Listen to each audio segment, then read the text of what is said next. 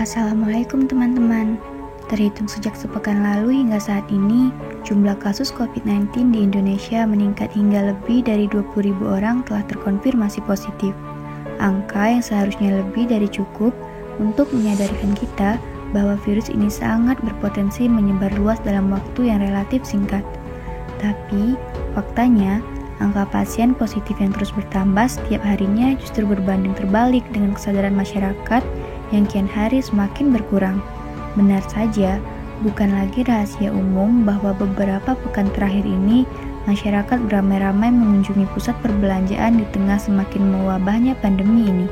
Seakan tutup telinga dan mata akan wabah yang sedang dihadapi, banyak dari masyarakat yang mengabaikan anjuran dari pemerintah ketika diharuskan berpergian, mulai dari tidak mengenakan masker sebagai alat pelindung diri, hingga mengabaikan anjuran untuk menjaga jarak.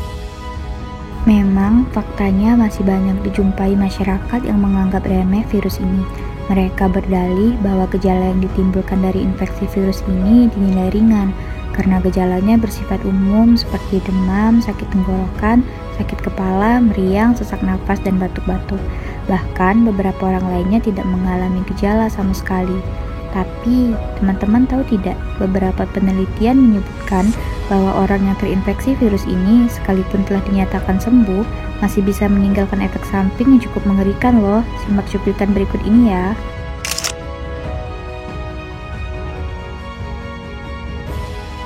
Seorang peneliti di Hong Kong menyebutkan mereka yang sudah sembuh dari corona ternyata tidak benar-benar dalam keadaan sehat.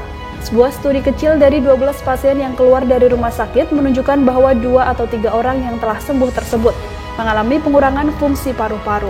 Seorang dokter bernama Dr. Owen Sang Tak Yin, yang merupakan direktur medis dari Pusat Penyakit Menular di Rumah Sakit Princess Margaret di Hong Kong menyebutkan, pasien yang sembuh dari corona tersebut mengalami penurunan fungsi paru-paru antara 20 hingga 30%. Di Amerika Serikat, Dr. Keith Morman dari Rumah Sakit George Washington menciptakan virtual reality 4 dimensi bersama surgical theater yang menampilkan kondisi paru-paru pasien yang positif terinfeksi virus corona. Ini adalah model paru-paru pasien COVID-19 berusia 50 tahun dengan gejala awal demam dan batuk kering. Virtual ini menunjukkan perkembangan cepat virus corona yang merusak hampir seluruh paru-paru pasien yang diindikasikan berwarna kuning. Terlihat, kondisi paru-paru pasien COVID-19 tidak sama dengan penderita pneumonia atau flu biasa. Dengan publikasi virtual paru pasien COVID-19, setiap orang diharapkan waspada dan berpikir 2 kali ketimbang menyepelekan penyakit virus corona.